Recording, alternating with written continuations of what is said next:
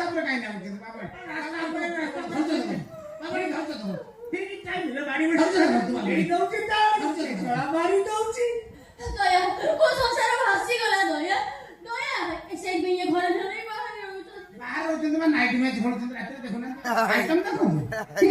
ନିଜେ ଦେଖନ୍ତୁ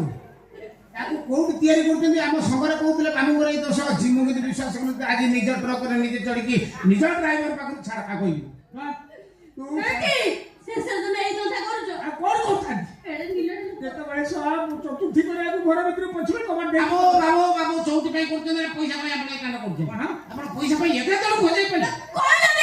ମୁଁ ବହୁତ ବଡ଼ ଦାଣ୍ଡି ଯାଇକି ଭିକ ମାଗିବି ଆଉ ମୋ ବାକି ନା ଭିକ ମାଗି ବାବାଣୀ ଶୁଣନ୍ତୁ ବାବାଣୀ ଯୋଉ ବାବୁ ଯୋଉ ସନ୍ଧ୍ୟାରେ ପଡୁଛନ୍ତି ମୋ ସ୍ତ୍ରୀ କିଏ ଆପଣ କିଏ ଜାଣିପାରୁନାହାନ୍ତି ଆପଣ କହୁଥିଲେ ମୋ ସ୍ତ୍ରୀ କହୁଥିଲା ତାର ଗୋଟେ ସାନ ଭଉଣୀ ହଜି ଯାଇଥିଲା ଛୁଆଟି ଏବେ କୁକୁର ନେଇଯାଇଥିଲା ତ କାଳେ ତାକୁ ବାହାଇଛନ୍ତି କୁକୁର ନେଇଯାଇଛନ୍ତି ହଁ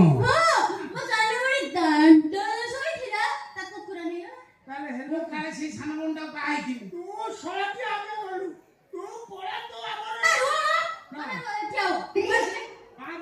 ବେଶୀ କଥା ଚୁପ୍ ସେଠି ହବ ବୋଲା ତାଙ୍କର ଘର ନାହିଁ ଦ୍ୱାର ନାହିଁ ୟା ପିଣ୍ଡା ତା ପିଣ୍ଡା ହଉଛନ୍ତି ଆମ ଗାଡି ଶୋଉଛନ୍ତି ହେଇଠି ଅନେଇଲ ଆମରି ଗାଡି ରହିବି ଆମରି ଗାଡି ଚଲେଇବେ ବାବାଣୀ ସେତିକି ମତେ ସାହାଯ୍ୟ କରିବେ ମୁଁ ମୋ ସ୍ତ୍ରୀକି ନେଇ ଆସିବି ଏଠି ବଖରା ଘର ମତେ ଦେବେ ମୁଁ ଏଠି ରହିଲା ପରେ ବାବୁ ଆଉ କନଫ୍ୟୁଜ ହେବେନି ମୋ ସ୍ତ୍ରୀ କିଏ ଆପଣ କିଏ ଦୟା ତମର ଯୋଉ କଥା ପୋଖରୀ ଘରେ କଣ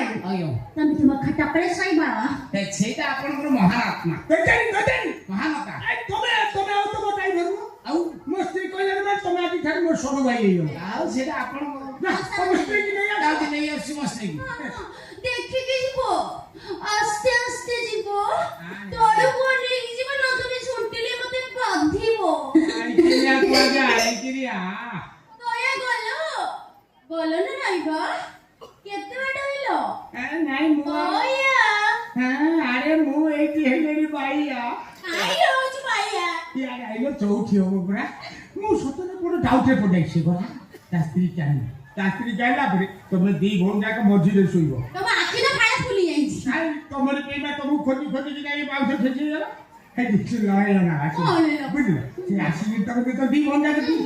ଆମେ ସବୁ ଦି ସାଇଡରେ ଶୋଇବୁ ସେତିବେଳେ ଯାଇ ମୋ ସନ୍ଦେହ ଦୂର ହବ ଛଡ଼ା ତମେ ଡବଲ ରୋଲ ଜାଳା ଭଉଣୀ ନା ଯିଏ ଧରୁଛନ୍ତି ସେଇ ଚାନ୍ଦିନୀ